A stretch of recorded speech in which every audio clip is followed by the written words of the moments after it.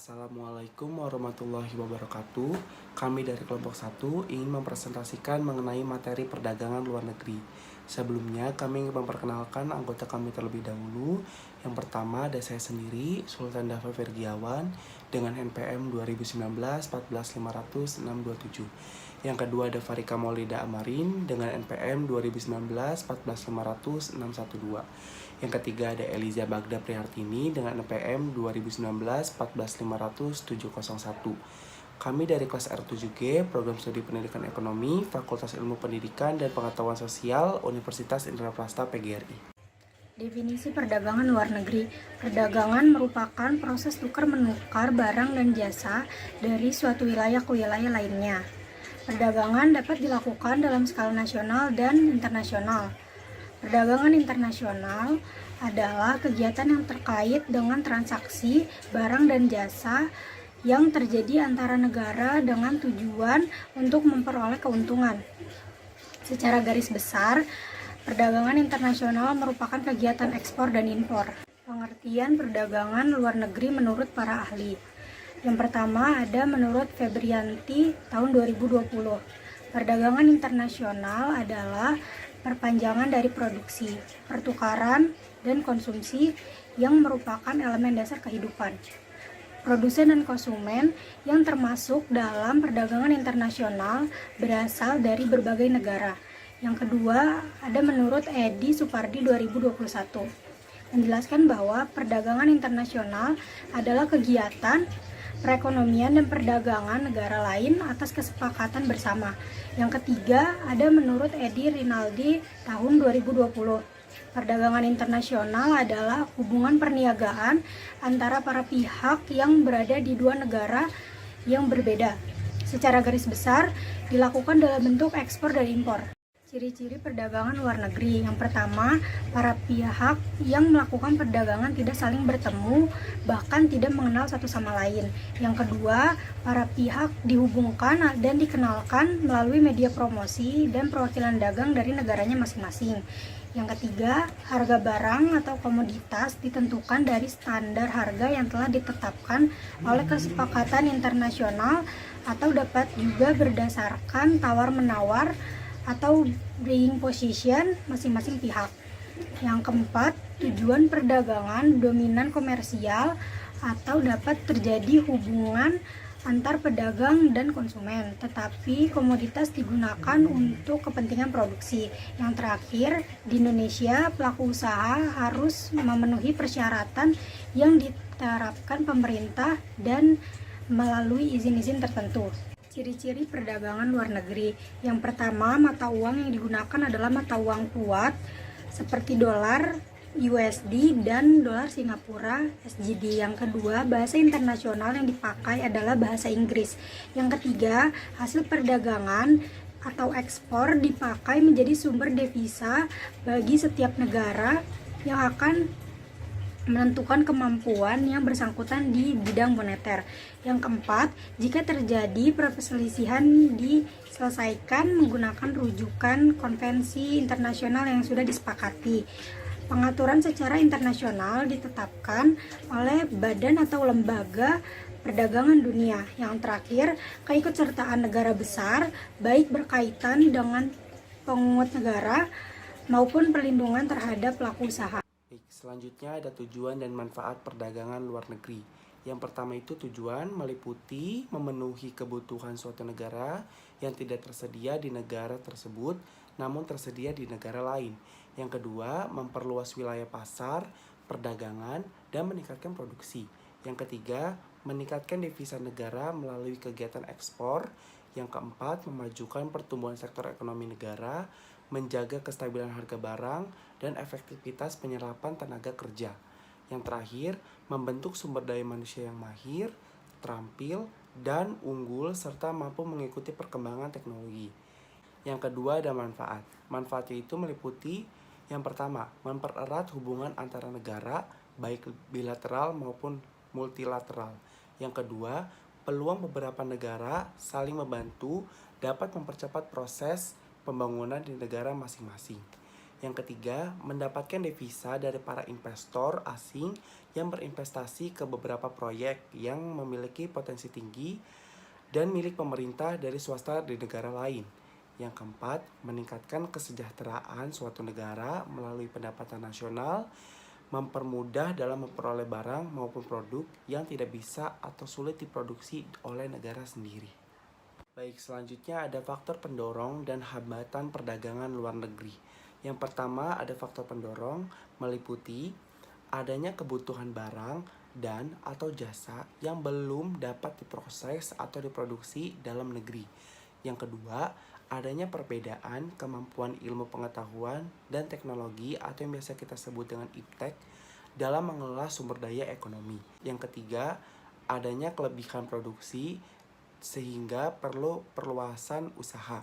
Yang keempat, adanya perbedaan sumber daya iklim dan kualitas sumber daya manusia yang menyebabkan perbedaan kuantitas hasil produksi.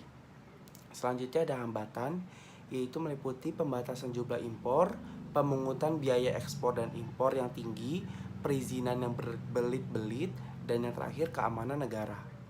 Selanjutnya faktor penghambat perdagangan luar negeri. Poin pertama yaitu ada nilai tukar yang berbeda.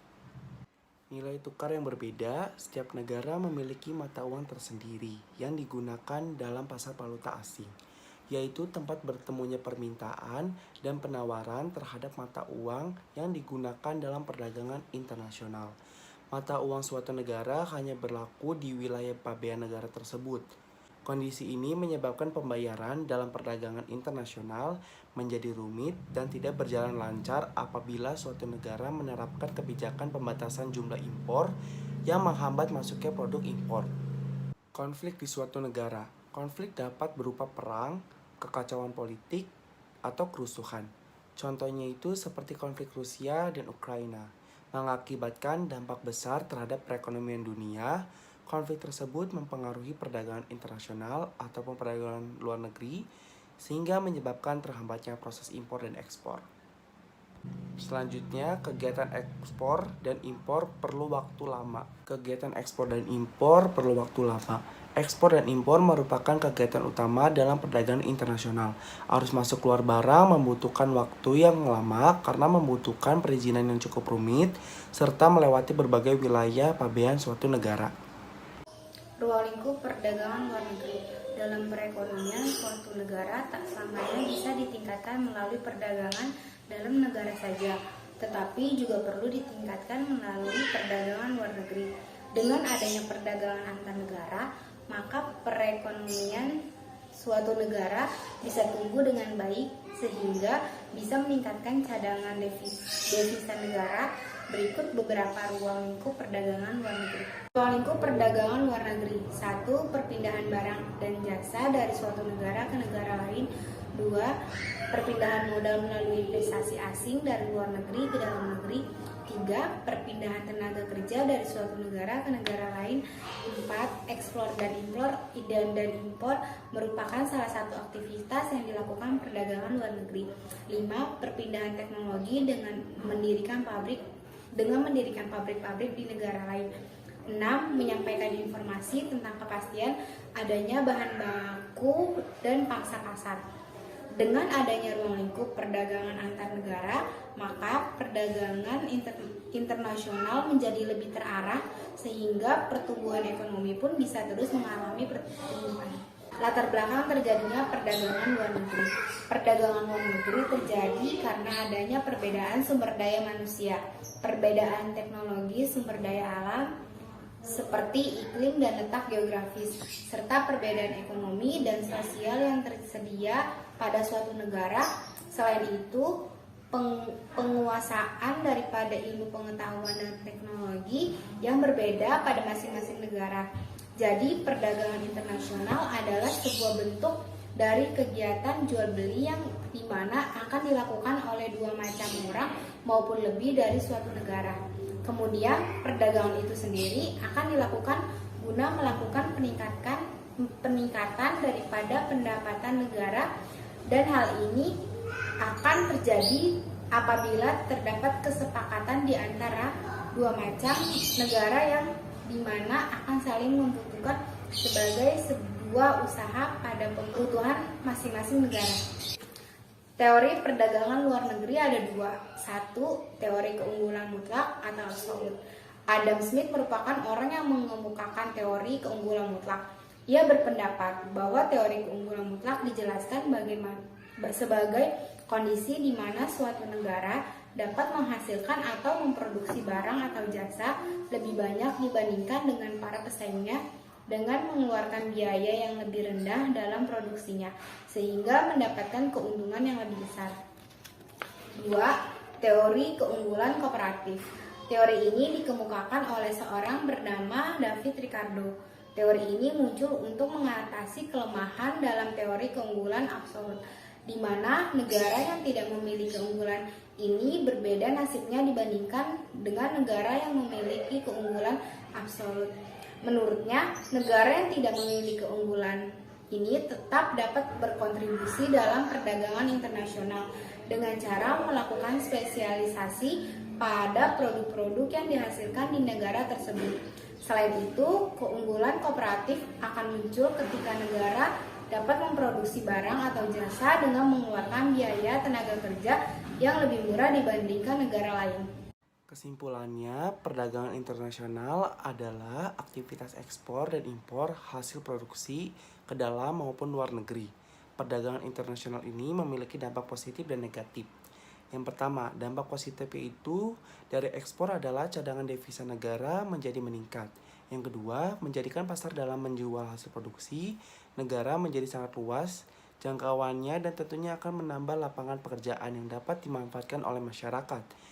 Dan untuk dampak negatifnya adalah sumber daya alam akan dieksploitasi dengan jumlah yang tidak terbatas dan akan mengakibatkan kelangkaan suatu barang tertentu. Dan tentunya akan meninggalkan sisa-sisa kerusakan lingkungan. Dan dari kelompok 1 presentasi kali ini, apabila ada kata-kata salah atau pemaparan yang salah, mohon dimaafkan. Wabillahi taufiq wal hidayah. Wassalamualaikum warahmatullahi wabarakatuh.